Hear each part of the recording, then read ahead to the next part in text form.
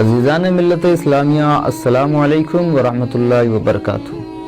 آج میں پھر آپ کے لیے ایک سچی حکایت اور بہترین موضوع کے اوپر لے کر کے حاضر ہوا ہوں، سماعت فرمائیں۔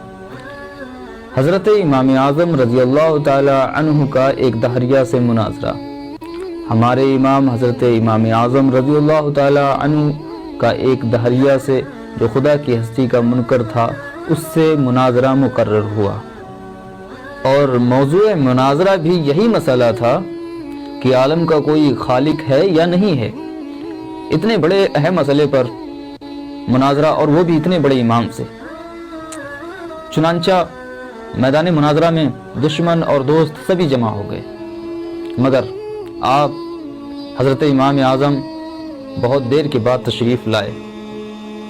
دہریہ نے پوچھا، آپ نے اتنی دیر کیوں لگائی اور مقرر وقت پر کیوں نہیں تشریف لائے؟ آپ نے فرمایا کہ اگر اس کا جواب میں یہ دوں کہ میں ایک جنگل کی طرف نکل گیا تھا اور وہاں عجیب واقعہ نظر آیا، جس کو دیکھ کر میں حیران رہ گیا اور وہیں کھڑا ہو گیا، اور وہ واقعہ یہ تھا کہ دریا کے کنارے ایک درخت تھا۔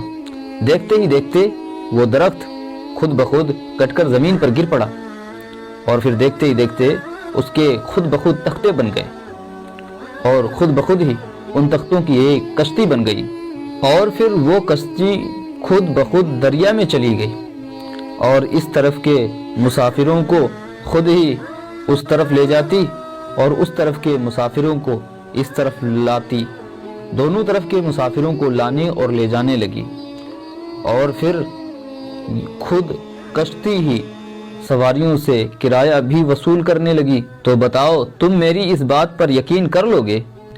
دہریہ نے یہ سن کر کہکہا لگایا اور کہنے لگا، آپ جیسا بزرگ اور امام اگر ایسا جھوٹ بولے تو تعجب ہے۔ بھلا یہ کام کہیں خود بخود ہو سکتے ہیں؟